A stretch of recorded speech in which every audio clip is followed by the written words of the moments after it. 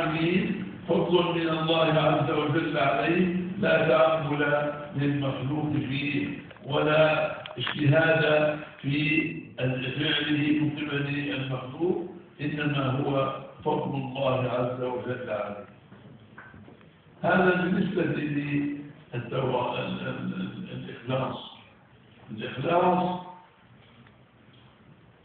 الإخلاص سر من أسرار الله لا يطلع عليه ملك فيكتبه ولا شيطان فيفسده. الإخلاص على قدر ما أنت ترفع يديك وتقول يا رب يا رب، تدعو الله بما تشاء، فأنت على حافة الإخلاص. وأما إذا استنكفت كما استكبر إبليس استكبر لما دعاه الله تعالى إلى السجود لآدم، استكبر واستنكف فكان من المستكبرين، كان من المتكبرين، نظر إلى أصله وجعل يفاضل بين أصله وبين أصل آدم عليه السلام، فقال أنا خير منه، خلقتني من نار وخلقته من طين. فهو كان على خطر الرياء، خطر النفاق. الله أعلم الملائكة بأن واحدا منهم سيبتليه الله تعالى ويأمره بالسجود ولا يسجد، سيضرب. فجاء الملائكة إلى عزازيل، إلى الشيطان، كان مجتهدا في العبادة، ما ترك موضع شبر في الأرض ولا في السماء إلا وعبد الله تعالى فيه. لما جاءه الملائكة يقولون ادعوا لنا حتى لا يكون من هذا المبتلى، دعا لهم ونسي نفسه.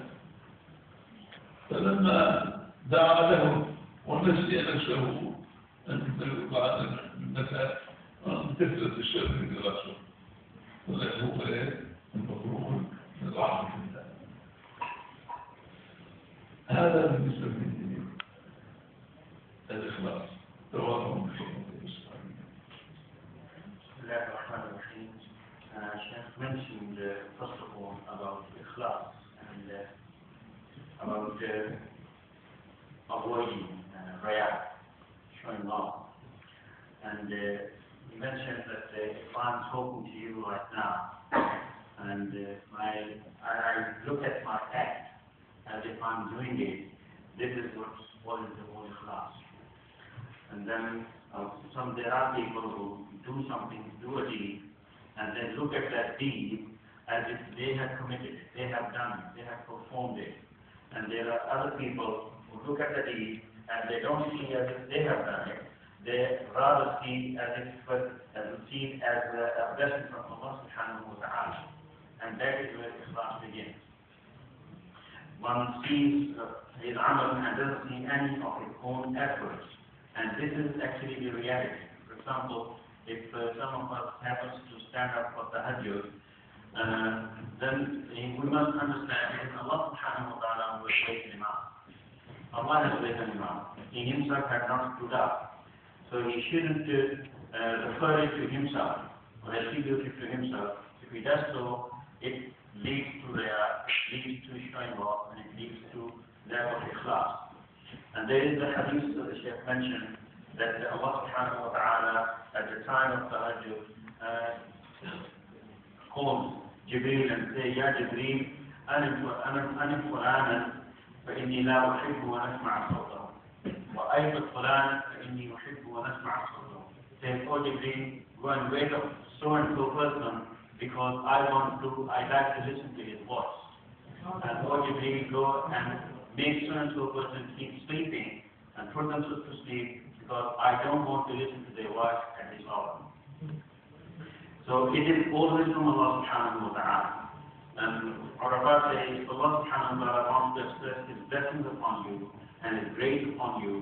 What He does, like Sahib al-Hikam said that he creates and he relates to you, attributes it to you, because he created all the deeds and he attributes it to you, and he makes it in other people's mind that you are doing it. As a matter of fact, he created it and he is doing it.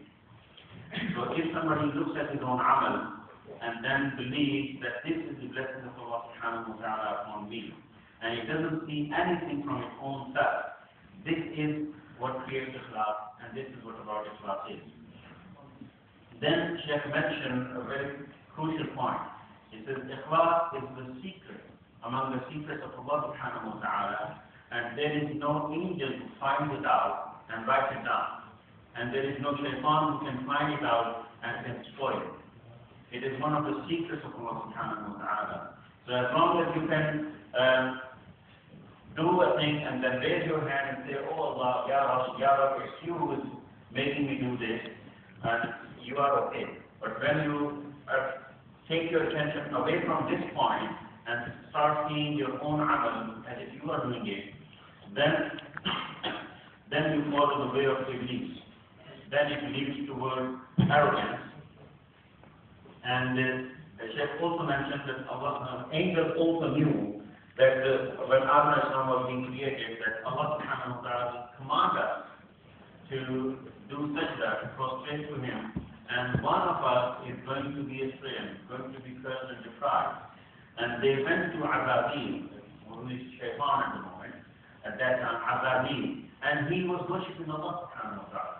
And there is no, even less than a handspan left where he didn't do sajda for Allah subhanahu wa ta'ala.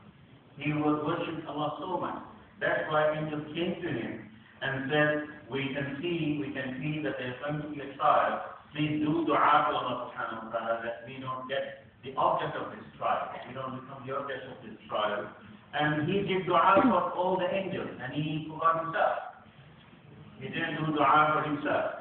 And this was, as it implied, that this was because of his looking of his own deeds as his own deeds.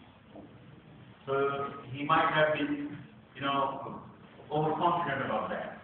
But angels didn't do that.